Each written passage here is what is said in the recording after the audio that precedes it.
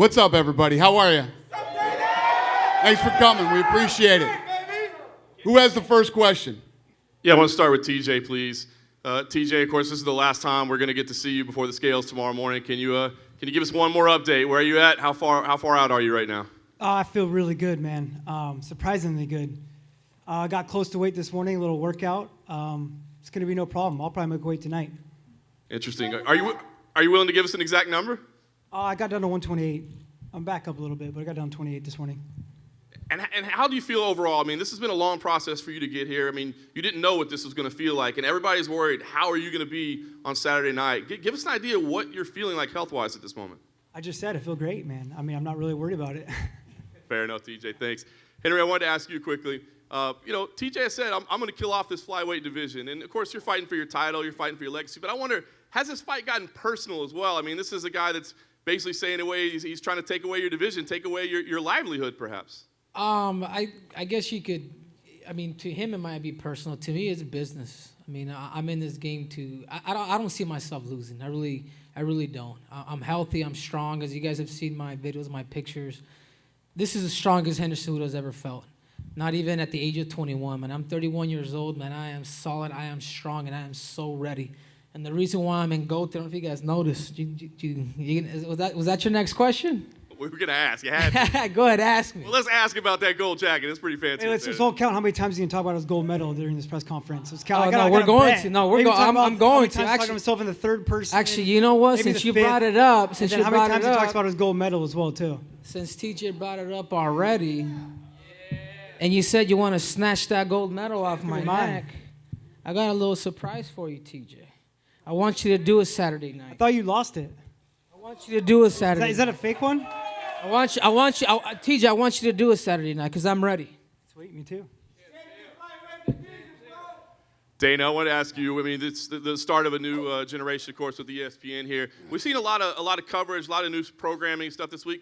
What can fans expect on Saturday night? Are we going to see differences to the broadcast, different things, or is this another event? We still control the broadcast. I mean, you'll see graphics package will be different than when we were on Fox and stuff like that. But everything's going to be the same. I mean, our level of production is off the charts already. You know, every time something new or innovative comes out, we do it. But what you're going to see a lot more of is coverage, obviously, from ESPN, like you said, and a lot of programming built around the fights, designed to follow the fighters. They came up with this cool one.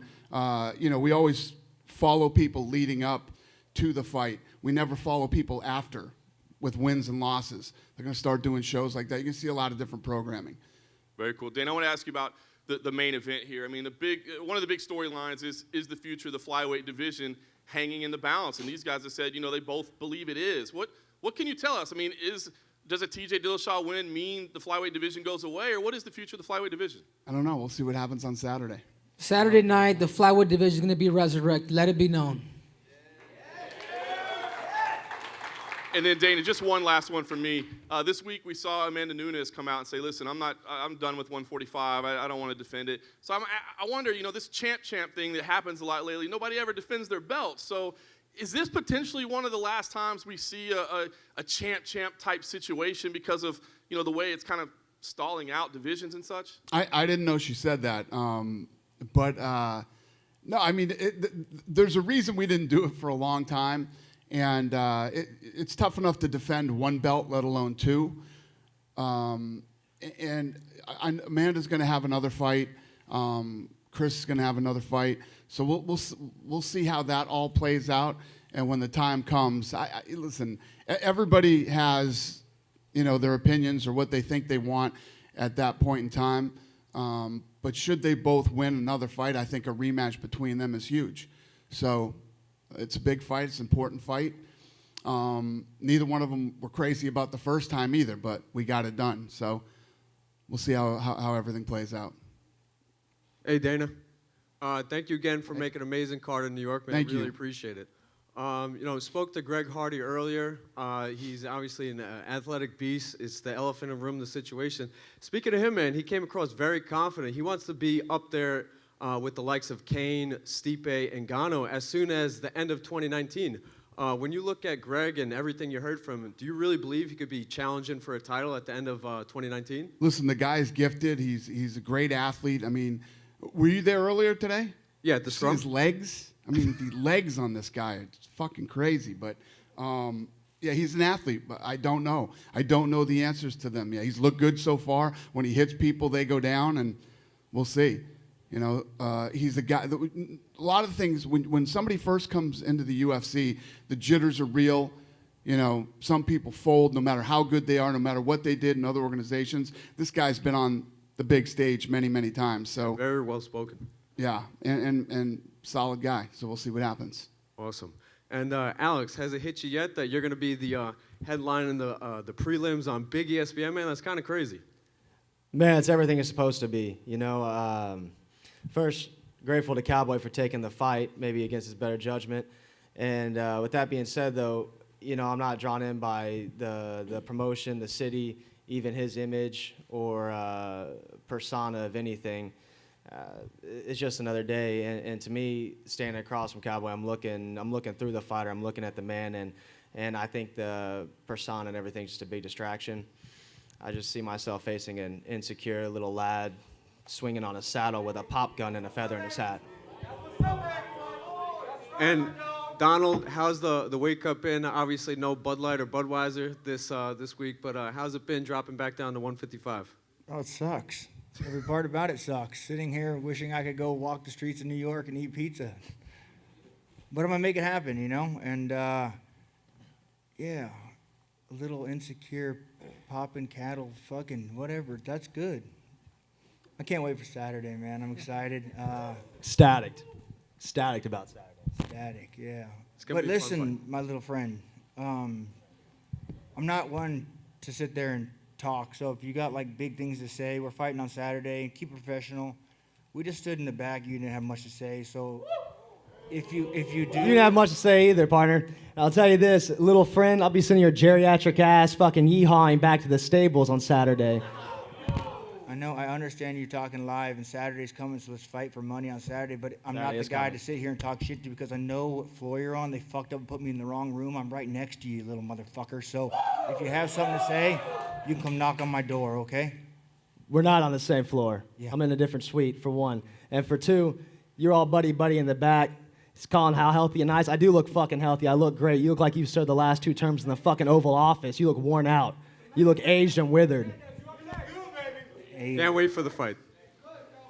My last thing, Henry, who's a better dressed guy, you or your head coach? I don't know. Stand up, Captain. Stand up. Show him. You guys like the snake and printed jeans? Get up on that chair. It was actually Ali's actually the one that dressed him. What do you think, Dana? And you guys are talking stuff in the. You look like you're going to host a game show. Get on Ali then. Get on it. I'm just. Oh, if you're letting that guy dress you, oh my God. He's wearing a fucking turtleneck, for Christ's sakes. It's not 1973. I'm actually glad we got that portion. I was going to ask where you got the jacket from, clearly from Ali. It was a Bruce Buffer joke in there somewhere. But how are you feeling in terms of where you stack in terms of the speed, the wrestling, striking, versus a champ you've seen and fought a number of times at 35 versus you having to come up in this weight? How are you feeling your skills are holding up in terms of seeing him at the open workouts and all that other stuff on tape? I don't know if I understand that. He's coming down. Yeah, I know. He's coming down. You're getting to fight at your weight versus what I'm trying to say at. So how do you feel your assets hold up versus his assets on, now that you've seen him a little bit trying to get to this weight? Sorry for the confusions on that. Yeah, no, it's okay. It's okay. No, I'm expecting the best, TJ. Like, I truly am. This guy's a competitor, former wrestler. I know what I have ahead of me, but I also know what it's like to make 125 pounds. I'm 125 pounds, and I missed weight before. Now imagine somebody coming down and losing an extra 10 pounds. I mean, I'm solid. I made the weight. I've been making the weight for years now. I mean, my debut was the only time that I missed weight. Uncle Dana, you told me to go up. I went up, beat the dude up. Ever since then, I learned my lesson. I became a professional. So if you're asking if Henry Cejudo's ready, I'm extremely ready. My power, my speed. I've been using science all over. I mean, science has been in the center with Neuroforce One has been the center of my camp, and I'm excited. I'm truly excited, and I'm very optimistic about this fight. Henry, down here, question for you. Obviously, the stakes for TJ are to become a double champion. If you win in an ideal world, would you then like to go up and face him for his bantamweight championship? Absolutely. I think what TJ is trying to do too, I think is very admirable. I think what he's trying to do is something that's never been done. Champions go up and win belts. Champions don't come down and win belts. What he's trying to do, and that, in my opinion, if he was to do something like that, that would have put him pound for pound the best fighter in the world. The problem is he's fighting me. That's the problem. And Henry Cejudo is extremely ready. And the thing is, guys, is I'm not just Dana. I can tell you right now, I'm not just. This is much bigger than me. This is for the guys. This is for all the flyweights that are not big enough to make 135 pounds. I'm fighting for those guys. I'm fighting for their family. There's a big burden. There's a big inspiration in me when I'm inspired and I know I can get things done. And there's no other better person, Dana, UFC people, than to throw the Hail Mary to than me. So thank you. A follow-up to Dana. Should Henry win, would you make the rematch and let him fight TJ for his bantamweight championship? I don't know yet. I mean, let's see what happens Doesn't need on to make Saturday. that decision. Ain't gonna happen. Don't worry about it. Yeah, I don't know what. We got to see how the fight plays out and what happens, and we'll go. I tell you what, I'll give him a rematch. I want to fight him, Dana, after this fight. After I beat him at 125 pounds, I want to fight him at 135 pounds, and I want to take that belt too. Thanks.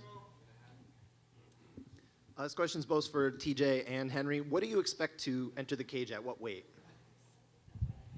See how the body responds. You know, that's nothing. I'm gonna go in there comfortable. You know, I've been practicing at a comfortable weight that I can feel fast. I don't want to get too big. Obviously, don't want to be too light, right? I want to feel what I've been practicing at. So whatever my body naturally wants to come back to after I'm rehydrated. Yeah, just natural. Henry? I'm actually gonna probably. I'm gonna probably take the answer from him too. Take about 41, 40, feeling good, feeling strong. You know, he's right. You don't want to carry too much weight, and if you get too big, you're gonna be sluggish. I believe he'll make the weight. My problem is will he recover? That's the question. And I've said it time and time again. Anybody can make a weight. How are you gonna feel the next day? How are you gonna feel the next day when you go up against another animal that's made the weight, that's proven at 125 pounds? How? And you keep talking about making weight. You're the only one that's missed weight. I've never missed weight since 8 years old, ever. I've always been a professional. I've always made weight. I'm going to make weight easier than you. I'm actually worried that you might miss weight. Actually, I'm not worried because then I'll get a little extra cash. Put it in my pocket. No, I told people, I says, if TJ misses weight, I still want to fight him, even if it's at 135 pounds. If you don't make the weight, TJ, please don't pull out. I want to fight you regardless. Don't worry. You know what? This Make is it work. personal. This is personal because there's a lot of people out there. This dude is a guy that was trying to start the union with the UFC to get him paid a shitload of money to get rid of the division, sicking him down to dethrone the reigning champ. I'm doing this, TJ. I'm not doing it just for me, man. I'm doing it for everybody. I'm doing it for all the 125. And that's your just so problem. you know. I'm doing this for myself. This is a selfish sport. I'm going out there and I'm winning for myself. I'm going to be the greatest. And that's exactly who he is. And that's exactly who he is. You have friends like Joe Benavidez. You have guys like Shorty Torres living with. These are all flyweights, bro. Where's your respect, man? Another one for TJ. TJ, when was the last time you weighed 125 pounds in your life? Probably 2009, freshman year in college. And how did you feel at that point? I mean, were you kind of like? I felt like a young kid. I was Yeah. 19 years old. I'm in a completely different part of my life. You know, I wish I knew what I know now back then. You know, but then I would have probably achieved more goals of mine with wrestling, and I wouldn't be in this spot right now. So it all happened for a reason. I really do believe that. My mom's always told me everything happens for a reason, and I was meant to be here. Now, do you intend to ever, at any point in the future, have another flyweight fight?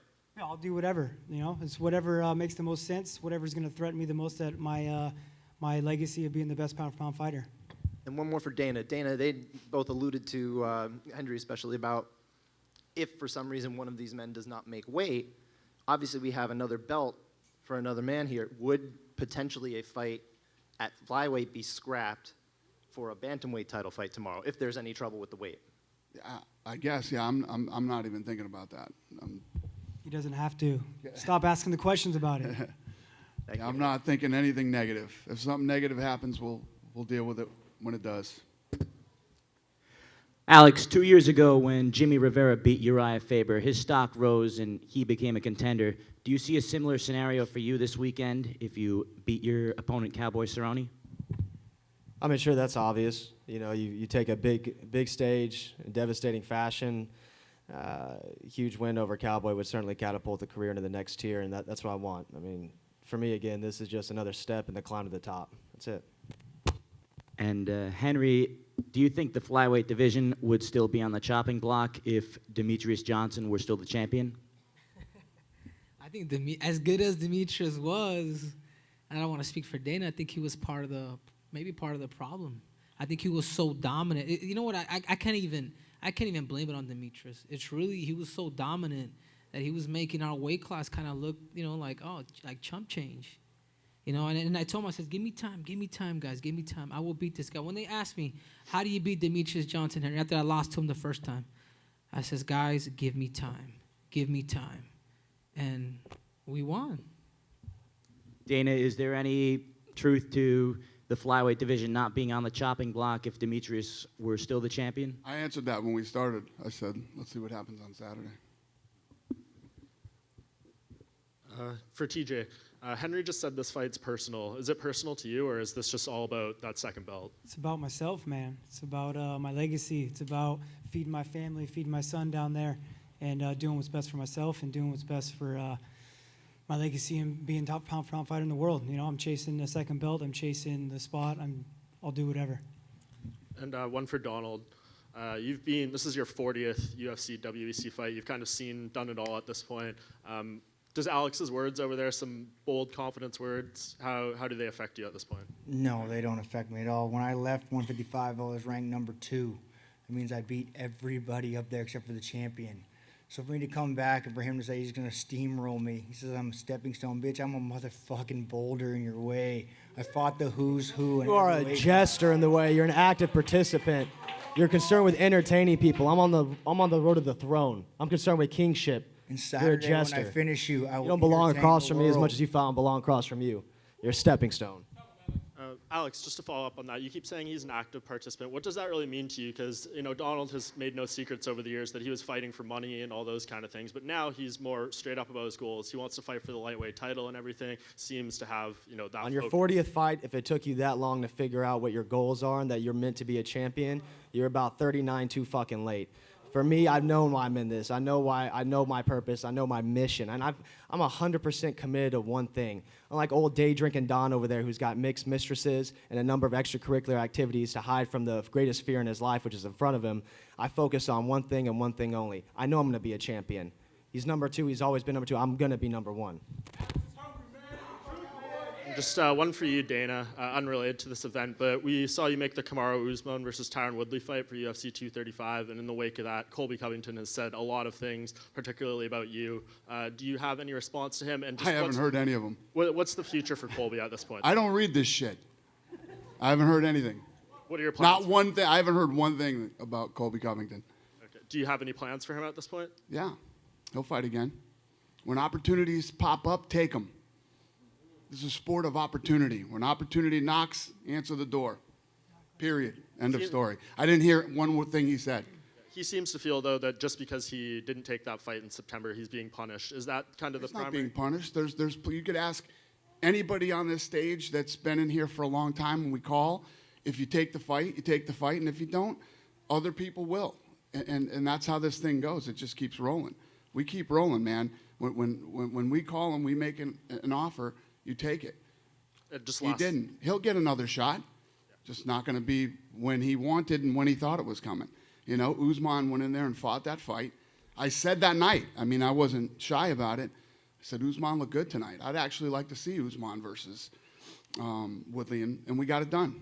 And just last thing, any possibility he just waits for the winner of that fight, or would you like to see Colby fight another? I don't know. I don't know. We'll see. Perfect. Thank you. All right. Hey, Dana, so first for you, what's the biggest thing you've noticed so far between the start of the Fox era and the start of the ESPN era? What's the biggest difference? Obviously ESPN is a monster, and these guys have been, before we even got done with the Fox deal, these guys have been great partners. Not that Fox wasn't.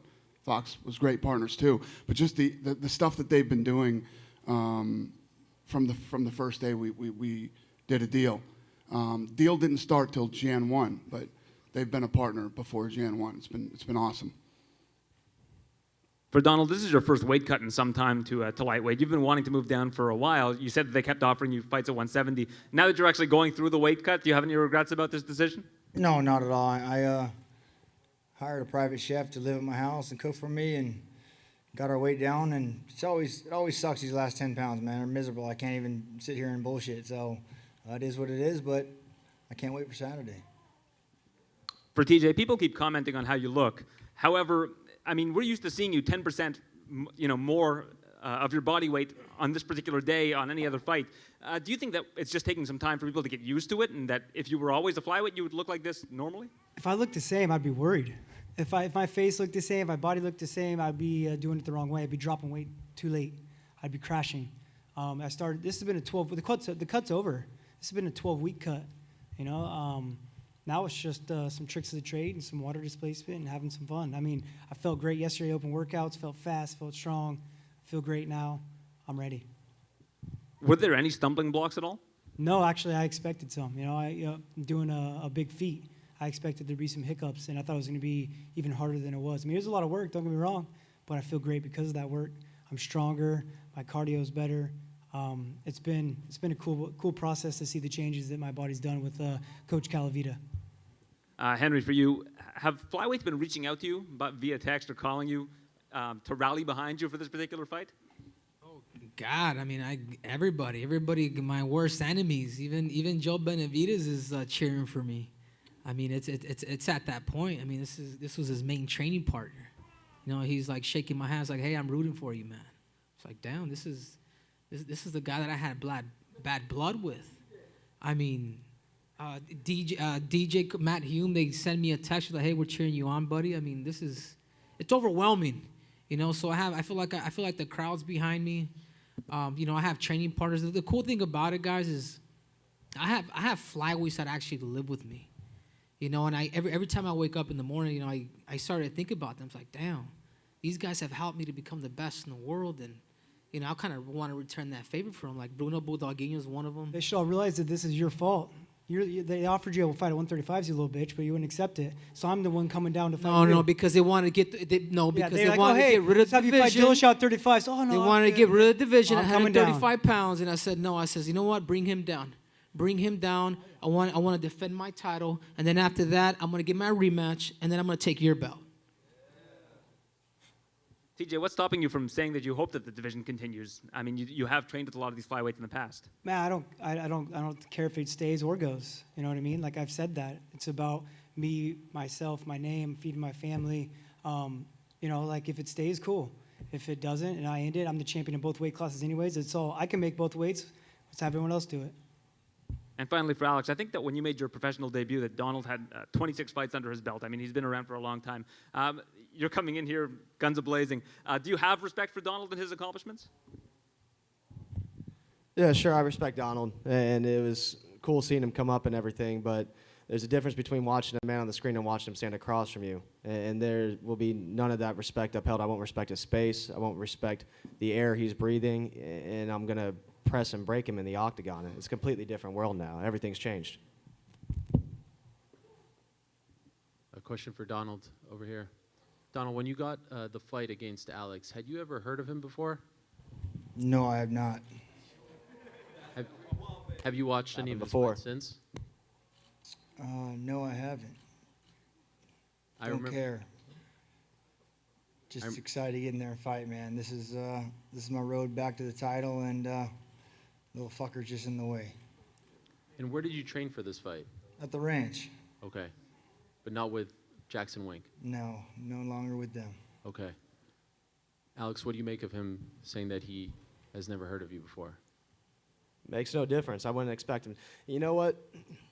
He went from, proposing the fight against fucking McGregor and so, and then it went to me. And yeah, I'd be thinking, who the fuck is this kid too? I'm sure everybody's asking that. Who the fuck am I? And on Saturday, I'll put all that curiosity to rest. But I don't blame him for thinking that. And for TJ, your coach, Bang Ludwig, has been talking this week about you potentially at some point going up to fight Max Holloway. Is this something that actually interests you? So much. Absolutely, man. Making history. Will you try to do that after this fight, go from 25 to 45? Will you campaign for that? I would love to. I would love to, man. TJ, drink some water, man. You're going to need some. Drink some water, bro. Seriously. I think that's crazy. I think, number one, get past That's me. why you're, that's why you're the most boring fighter on the roster. Try to get past me. Try to get past me. Gonna be no problem. And then think of Max Holloway. But he ain't getting past nobody. The flyweight division is going to get resurrected Saturday night. He's like That's a all there is politician. to it. Just That's all there is to it. Okay, and last one for Dana. Obviously, a big story here is the flyweights, right? We're talking about it a lot. You're being asked about it a lot. Why hasn't the UFC come out and just said, it's on the line, it's not on the line, just so everyone knows and doesn't have to keep speculating? Because I said we'll find out on Saturday. We'll see. So you know the answer to the question. he's saying, who cares? I didn't hear your answer, sorry. Yeah, no, I didn't give an answer. But do you know the answer to that question? If Henry wins, does it survive? I don't know. You know what? We'll see With all Saturday. due respect, Dana, with all due respect, you did at one point say that they would never enter in the sport of MMA. Ronda Rousey became one of your biggest superstars. You know, I know there's a place in your heart. What I'm saying is, let's make a deal. I beat this man Saturday night. The flyweight division stays. We'll see what happens on Saturday. Why are you reluctant to make that deal? Just out of curiosity, why not just come out and say it? I answered the question. That's the answer to the question. Thank you. Dana. So, Aaron, you're becoming the Oprah of MMA. I don't know if anybody's ever told you that. You're good. Dana, Rachel today said that she went and sought out Greg Hardy, shook his hand, wanted to talk to him about any potential dissension. I guess people thought there might be between them. How do you feel about the way she's handled this whole situation that she's been in? What's your question? Rachel said she went out and talked to Greg Hardy today. Okay. Yesterday, I guess, shook his hand, wanted to talk to him, squash any perceived dissension between the two of them. How do you feel? I don't think there ever was. No, that's what sweet she's of saying. her. She's saying she just wanted to, people think on the same card. How do you feel she's handled the situation she's been in this whole time through from... But there was never a situation. From the minute I called her, there was never a situation. Mm-hmm. She didn't know who Hardy was. She didn't know anything about it. And she said, his situation isn't my situation. They're completely different. And I don't even know the guy and I have no problem with any of this. So there never was a situation. Was there ever any pushback from Disney or Endeavor, anyone with whose opinion who matters to you, to not put him on the card? No. Okay. You can make a situation out of anything if you want to. These two people are on the roster. You have people out there that's their style. They make shit out of whatever, it's what they do, that's their thing. You can make anything out of anything if you want to. These two fighters are UFC fighters, and eventually they'd ended up on the same card anyway, and the people that do that would have come up with this shit anyway. It can be this fight, or it could be 10 fights from now. It's just, you can make something out of anything if you want to. If that's your style.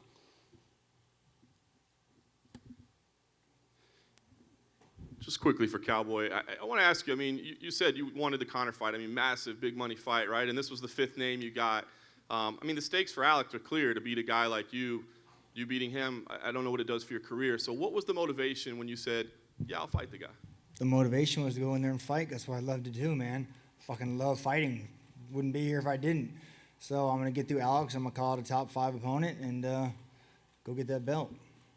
Thanks, Cowboy. And just quickly, if I could, for Alex, we talked about Henry's gold jacket there. Can we talk about your sweater there? It seems like a pretty intricate design. Is this there's some messages on there? It's a pretty gangster-ass Brooklyn sweater is what it is. Cowboy, We'll take one more question. If we're starting to ask about clothes, we're getting fucking thin around here. Okay, then I'll go to Alex then, if it's only one more question. Alex, a lot of people in Cowboys' position perhaps wouldn't, take a fight with a young up-and-comer. It seems a lot of people are holding up and just, waiting for big fights. I know in some ways you don't want to respect them, but in a way, are you somewhat thankful that he is giving you this opportunity to fight somebody I did with say a that at name? the beginning. Absolutely. Absolutely. Despite anything else, I am grateful for him taking this fight, being the guy he is, and standing up to this because it certainly does not behoove him like it does me. And so, yeah, hats off to him. Can I get one more? Yeah, do your thing. And for TJ, there's no question that Henry Cejudo is a phenomenal wrestler, obviously Olympic gold medalist. But in terms of MMA wrestling, how do you think you match up with him? Better. It's a whole nother sport. Yeah, I learned that when I first got in the sport. I expected just to out wrestle everyone. Setups are different. Wrestling's different when you don't have shoes on. When the distance is different. I'm able to close that distance better. I'm the better wrestler when it comes to MMA.